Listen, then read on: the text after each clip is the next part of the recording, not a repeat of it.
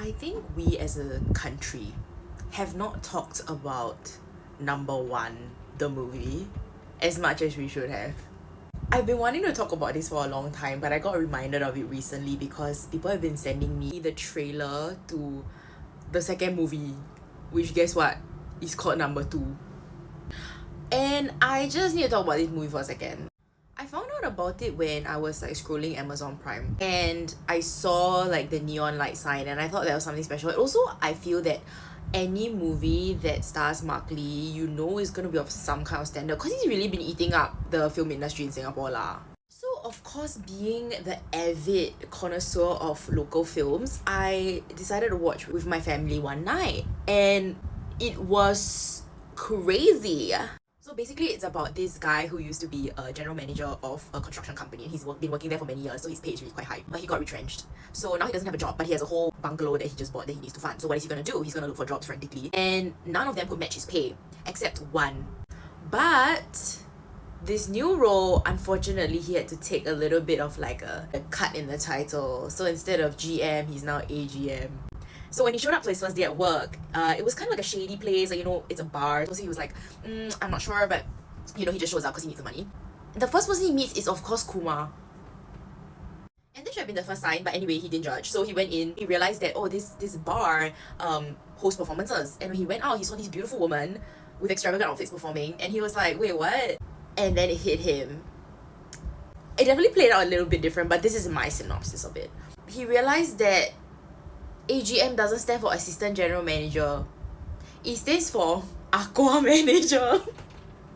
That is a super Singaporean lowbrow kind of joke lah, but why did it get me good? Anyway, if you want to find out what happened in the rest of the movie, you should just watch it because you should. Like, the cinematography is great, the colours are so like vibrant, and the outfits are amazing, the makeup is kind of good. Like when he had to, okay, spoiler alert, he has to perform as a drag queen lah.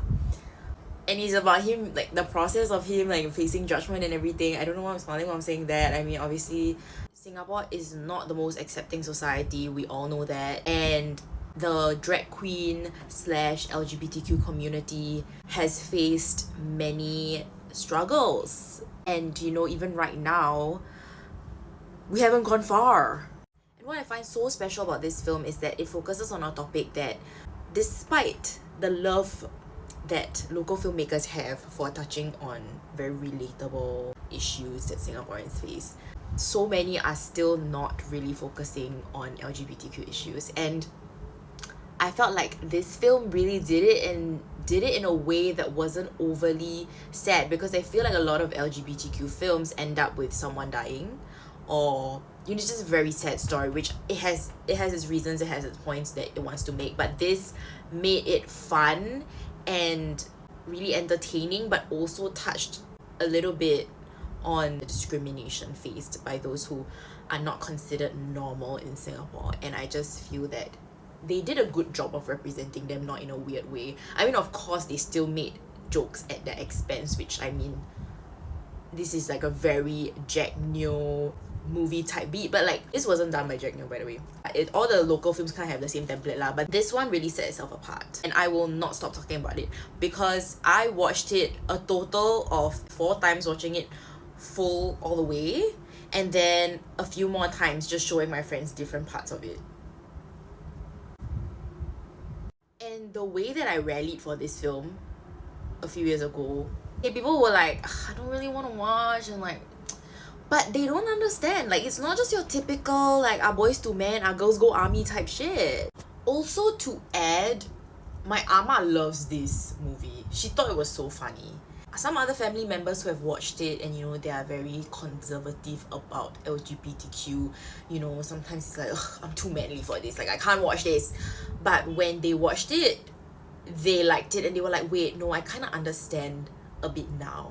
And you know, seeing that firsthand, seeing how a movie can actually change your viewpoint of a certain group of people, I don't want to say it, but it's powerful.